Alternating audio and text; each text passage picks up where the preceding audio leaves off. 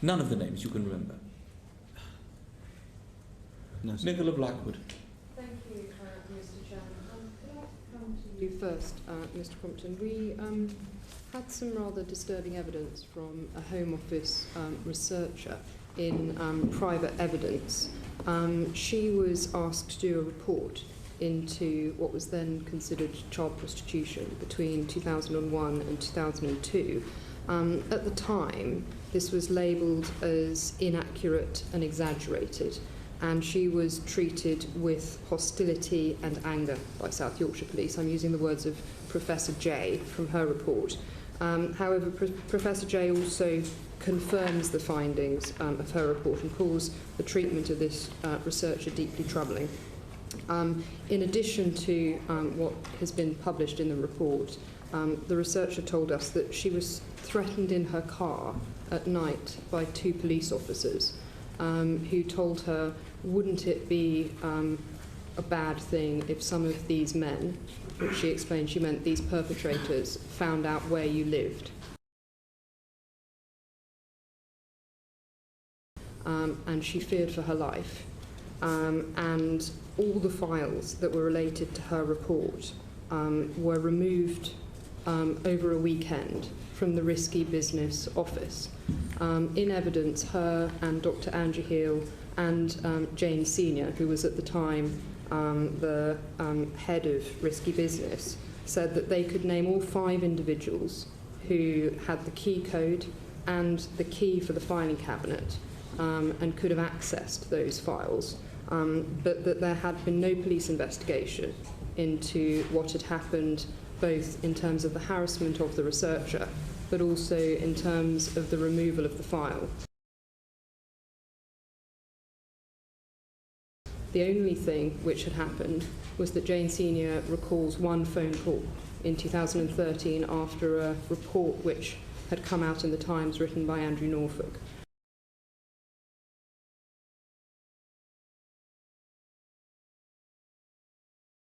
So I wondered, firstly, what progress had been made in investigating the disappearance of the files, given that there is a witness, the caretaker, who apparently saw a number of people coming in and removing those files, and also that apparently there's a very limited number of people who could have accessed them. And secondly, that the Home Office researcher said she would like the harassment against her, which sounds very severe, to be properly investigated by the police. The question of the harassment, it's the first time I've ever heard that, and of course we will look into that because it sounds like a serious matter, so we will deal with that. In relation to the missing files, since this has been raised, we have been going back through our records and can't find any mention, any report, any computer printout within our records of that happening. Now, I'm entirely accepting that it has happened, but you've asked me, what have we done?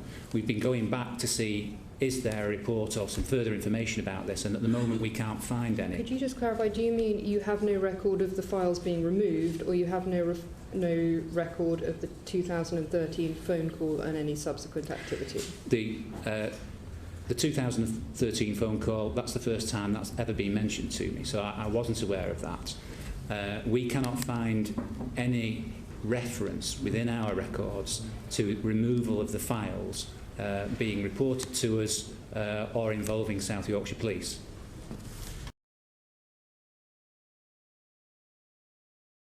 So what action are you going to take now to make sure that those individuals who have given evidence to us, who for 15 years have been trying to get justice for these victims, who have been disbelieved and treated exceedingly badly, are going to be treated as though, A, they are believed by your police officers, and secondly, that those police officers who treated them in that way are properly disciplined?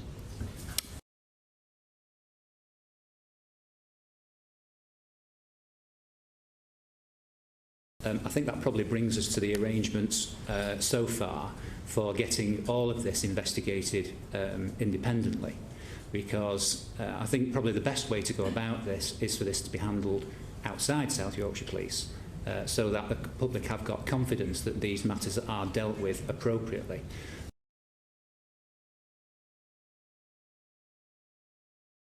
And I think the matters that you raise, clearly serious matters, would rightly fall within the ambit of that investigation so that it was done independently. And how long do you think that that will take, given that these individuals have been waiting for 15 years? So we will progress it as quickly as we can, but I think it's better progressed independently. Will you personally undertake to ensure that the very serious issues relating to the Home Office researcher are passed on to the NCA? Because I am deeply shocked by what I've heard, and those activities must be included in the Passover. You have my absolute assurance that they will be passed on to the National Crime Agency, yes. Thank you. Can I just ask some questions of Mr Hughes? Mr Hughes, is it right that you were Chief Constable from 2004 to 2011? Yes. And you claim that you only read the reports last night?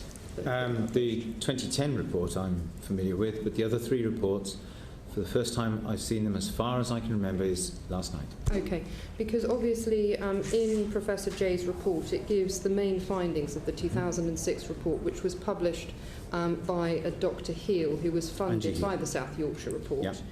By the South Yorkshire Police. And the findings were that in Rotherham there is an established sexual exploitation scheme, very organised, involving systematic sexual and physical violence against young women.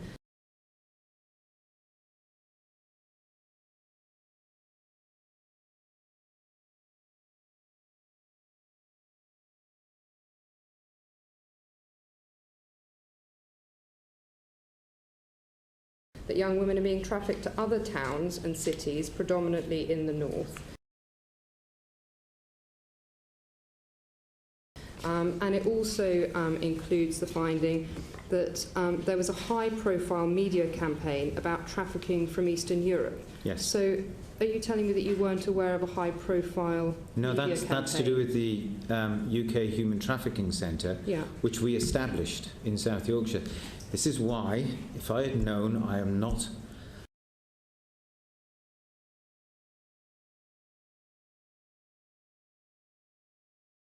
uninterested or disinterested in these hideous crimes. When we had evidence after an operation in Sheffield and another campaign that there were large numbers of women and young people being trafficked into the area, we actually took the lead in setting up the United Kingdom Human Trafficking Centre. So this report links the serious and systematic sexual exploitation of young girls with gun running and drug running in Rotherham, and links it to trafficking to the wider area, which I would say is quite a serious threat risk.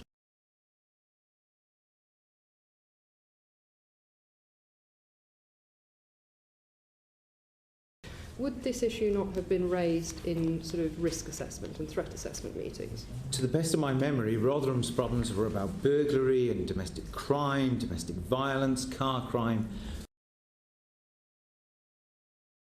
Those issues I would, I'm sure, have remembered if we had a serious problem brought to the fore on this regard. This is an intelligence report. I do not recall seeing it. The creation of the United Kingdom Human Trafficking Centre has been a matter of pride, and it's now part of the National Crime Agency. And what about during 2008 to 2010 when Operation Central was ongoing? Yes. You weren't aware of that? Well, I was aware that Operation Central was dealing with a group of offenders who had been arrested. And you weren't briefed on that in the context in which that... And not in the scale and scope of all the other problems that we now see are coming up. But when you found out that such a large-scale operation was necessary, did you not ask for briefing from those involved and speak to the victims and try and understand the background? I did not. You didn't. Did you meet any of the victims involved in Operation Central? No. Did you meet any of the police, the specialist police who were involved in the case? The SIO? Not to my knowledge. Not to your knowledge? No. You don't remember? No. Did you meet the senior investigating officer who was running Operation Central? I'm on oath. I cannot remember. Right. Thank you.